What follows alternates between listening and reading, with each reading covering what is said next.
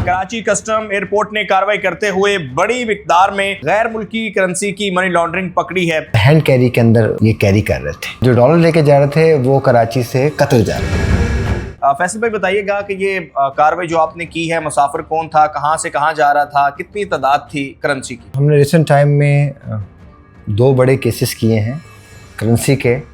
की जो कार्रवाई थी रात को 2 बजे जो हमने की है, उसमें एक पैसेंजर था और ये पैसेंजर जो है ये बेसिकली दोहा जा रहा था वाया कतर एयरलाइन और 4 बजे इसने डिपार्ट करना था। तो इसके पास जो है जो इसने डिक्लेयर किए थे वो अराउंड $4,400 बता रहा था। And then he pass the counter जो सिक्योरिटी चेक है। उसके बाद हमें इस पे शक हुआ, तो फिर हमने ऑन सस्पिशन जो है जब इसकी बॉडी सर्च की और इसके लगेज को डिटेल्ड एग्जामिनेशन किया, तो उसमें जो है वो फिर इसने कंसील की हुई थी करेंसी $। तो इन टोटल जो है दैट इज़ $20,000। और उससे ही एक शब पहले 2 लोगों को हमने पैसेंजर्स को पकड़ा जो कि अपने पाउच में कैरी कर रहे थे 50,000 धर्म और एक 50,000 धर्म से ज़्यादा और $100। तो वो इन टोटल अगर उसको कैलकुलेट किया जाए तो ये 1,04,000 या 5,000 धर्म थे, जो कि डॉलर्स के टर्म्स में अभी जो है वो 25, 26, $27,000 बनते हैं। तो अगर आप इसका हजम देखें ओवरऑल, तो इन कार्रवाइयों में हमने कोई अराउंड 50,000 से ज़्यादा जो है वो के लगभग $US जो है वो रोके हैं। उसके अलावा उसी से 1-2 रोज़ पहले हमने कुछ ऐसी करेंसी भी पकड़ी कि जो भारतीय करेंसी थी और उसमें कुछ काउंटरफीट भी थे, बट उसका भी जो हजम था वो काफ़ी था। तो ये दैट इज़ ओवर, आप कह सकते हैं कि 50,000 या $60,000 से ज़्यादा की जो है मजमूई तौर पे ये करेंसी हमने सीज़ की है इन 2-3 कार्रवाइयों में।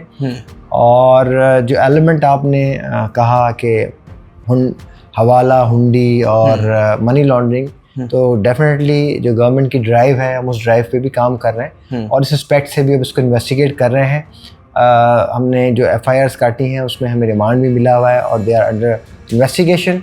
सो वी होप कि हम इसके नेटवर्क की तरफ जाएंगे और कोशिश करेंगे कि जो इसके फर्दर लोग इन्वॉल्व हैं, फैसिलिटेटर्स हैं, फाइनेंसर्स हैं, वेटर्स हैं, उन तक हम पहुँचें। जो दिरम लेके जा रहे थे ये कहाँ से कहाँ जा रहे थे? ये भी कराची से दुबई जा रहे थे और जो डॉलर लेके जा रहे थे वो कराची से कतर जा रहे थे। तो रखे इन्होंने किस ब्रीफ केस के अंदर? ये एक जब आए थे इनके अपने पास जो हैंड कैरी था, जो उसमें उन्होंने अपने हैंड कैरी के अंदर ये कैरी कर रहे थे। अच्छा, इन्होंने छुपाए हुए थे? ये एलिमेंट था कि इन्होंने छुपाए तो नहीं हुए थे, दे स्टार्टेड डिक्लेयरिंग कि जी हमें पता नहीं है, but ignorance of law is no excuse. तो हम उसको इन्वेस्टिगेट कर रहे हैं। तो इनका जो हैंड कैरी का पाउच था उसके अंदर थी। अच्छा, माजी में हमने देखा है कि जो मनी लॉन्ड्रिंग के केस हुए उसमें बड़े बड़े नाम भी शामिल थे, यानी हाई प्रोफाइल। तो ये जो लोग हैं ये आम ही लोग हैं या इनको भी इस तरह के कोई हाई प्रोफाइल? जो अभी तक हमारे पास डेटा आया है उस डेटा में तो ये कोई फ्रीक्वेंट ट्रैवलर नहीं है और कोई ऐसा सच इनका रिकॉर्ड भी ऐसा नहीं है कि बहुत ज़्यादा जा रहे हैं। तो इस एलिमेंट को देखते हुए हम अपनी इन्वेस्टिगेशंस को कर रहे हैं ताकि उसकी प्रॉपर जो है वो हम जिसे कहते हैं रूट कॉज को समझें और सही चीज़ों को जो इन्वेस्टिगेट करके हम इसको जो है ना केस को फाइनलाइज करें, किसी लॉजिकल कंक्लूजन पे पहुँचाए जिसमें ये ना हो कि अननेसेसरीली ये जो हाइप चलती है कि जी हर जो बंदा पैसे कैरी करके जा रहा है तो पता चले कि वो इनोसेंट हो और हम उसको जो है वो मनी लॉन्ड्रिंग में फिक्स करें। तो हम ये तमाम एस्पेक्ट्स को देख के कोशिश करते हैं ताकि कोई इनोसेंट जो है वो क्योंकि आम हालात में भी लोग टूरिज्म के लिए जा रहे होते हैं, उम्रे पे जा रहे हैं, तो उन्होंने कैश कैरी की होती है, फॉरेन कैश। जी बिल्कुल ऐसा ही। बट देखें बात ये कैश कैरी करना जो एक परमिसेबल लिमिट है उसमें तो कोई इशू नहीं है।